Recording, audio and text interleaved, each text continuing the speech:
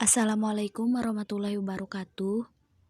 Sebelumnya perkenalkan nama saya Yusri Rifdatur Rusdah, mahasiswa semester 3, Studi Pendidikan Biologi STKIP Pangeran Dharma Kusuma.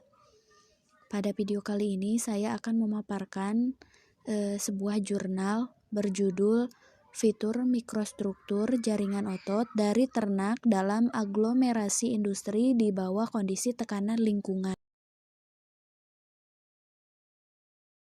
Kemunduran status lingkungan dan ketidakseimbangan antara lingkungan dan tubuh dapat menyebabkan kedua pelanggaran adaptasi mekanis dan munculnya patologi bukan tipikal populasi. Pertumbuhan pesat sektor industri, intensifikasi kompleks agroindustri, disertai dengan penggunaan berbagai pupuk, penggunaan aktif bahan kimia rumah tangga modern, menyebabkan peningkatan konstan xenobiotik di lingkungan baik di pedesaan maupun perkotaan aglomerasi. Ada pemukiman dan peternakan di kawasan industri. Oleh karena itu, masalah akumulasi ekotoksikan dalam organ dan jaringan hewan serta dampak pada keadaan kesehatannya sangat penting. Di bawah lingkungan yang berkepanjangan tekanan ronmental, efek alternatif dari xenobiotik kompleks pada tubuh hewan meningkat.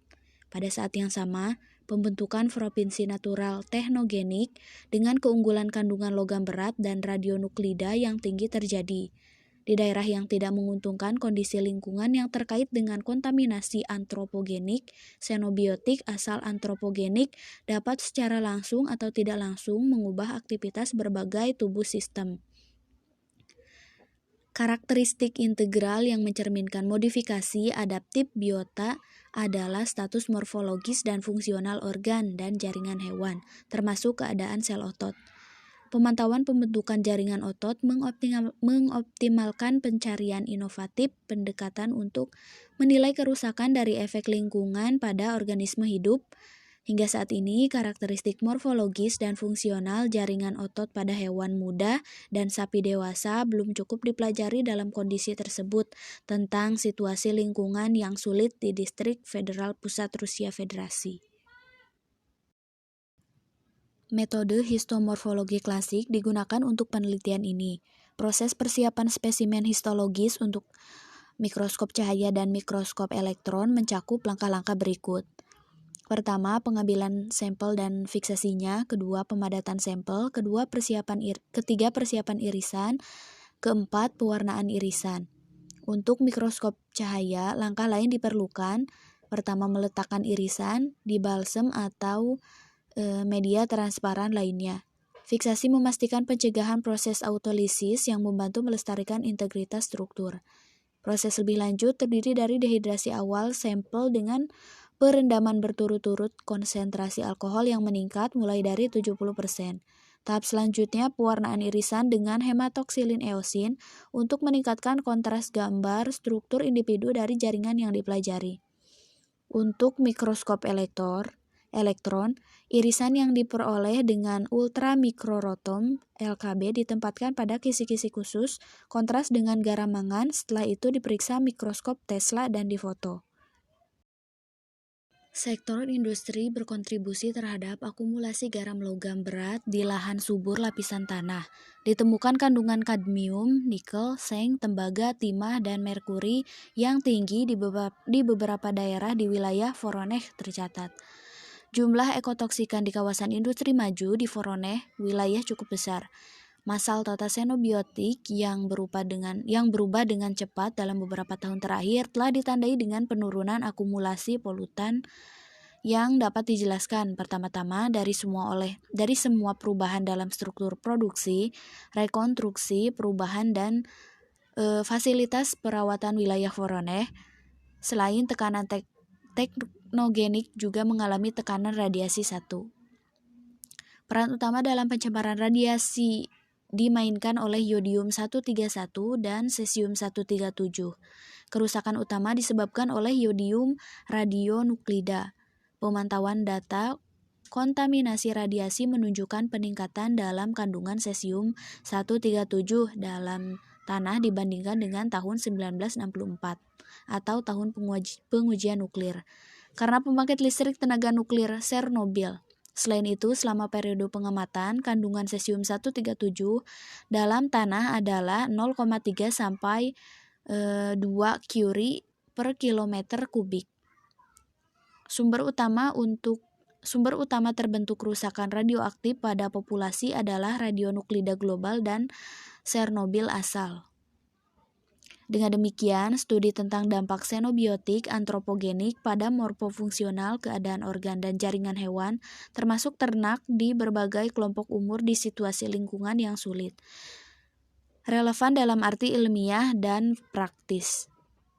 Tujuan dari penelitian ini adalah untuk melakukan studi morfofungsional dan menilai parameter fisiologis hewan di daerah dengan beban teknogenik yang berbeda, khususnya berdasarkan contoh keadaan jaringan otot pada sapi.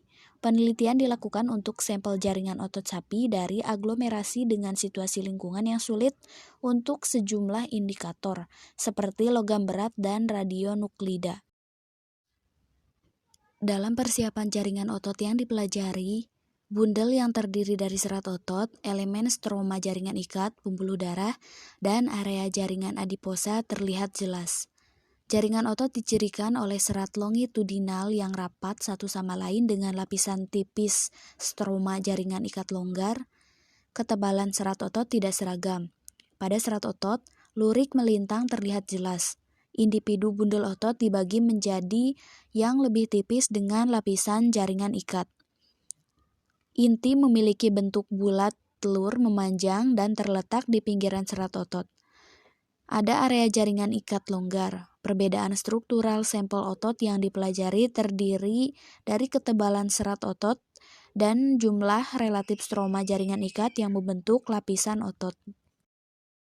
Jaringan otot lintas lurik hewan dari daerah yang menguntungkan secara ekologis terdiri dari banyak sel otot yang merupakan unit strukturnya.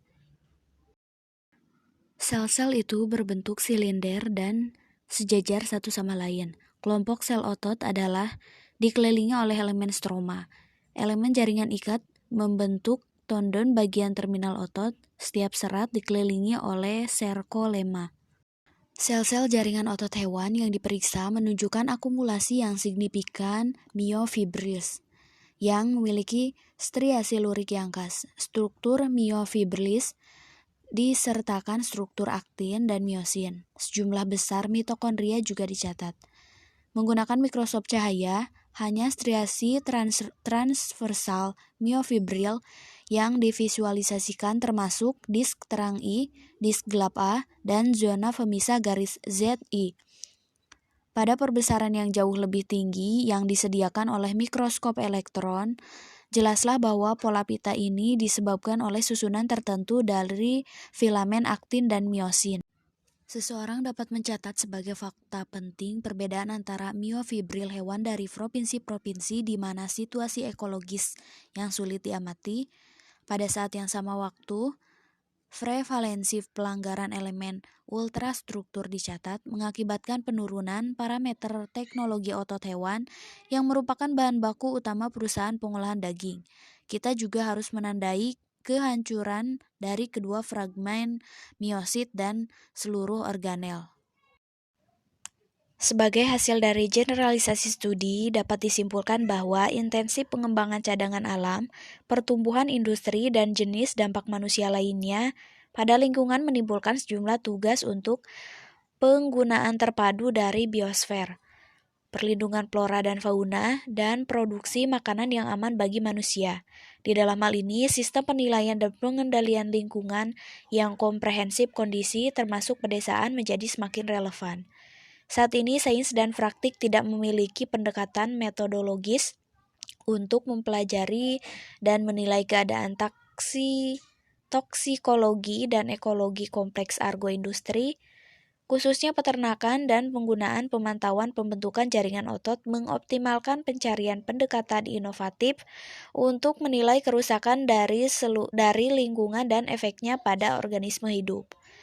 Kami menentukan bahwa tingkat ambang pajanan terhadap ekotoksikan antropogenik pada tahap awal mengarah pada perubahan destruktif baik di tingkat ultrastruktural, dikaitkannya dengan organel sel individu dan selanjutnya pada tingkat jaringan, menyebabkan ketidaksamaan atau ketidakseimbangan antara jaringan organ spesifik dan sel-sel jaringan ikat, yang dinamikanya mempengaruhi fungsi jaringan tertentu dan penurunan fungsionalnya serta sifat teknologinya.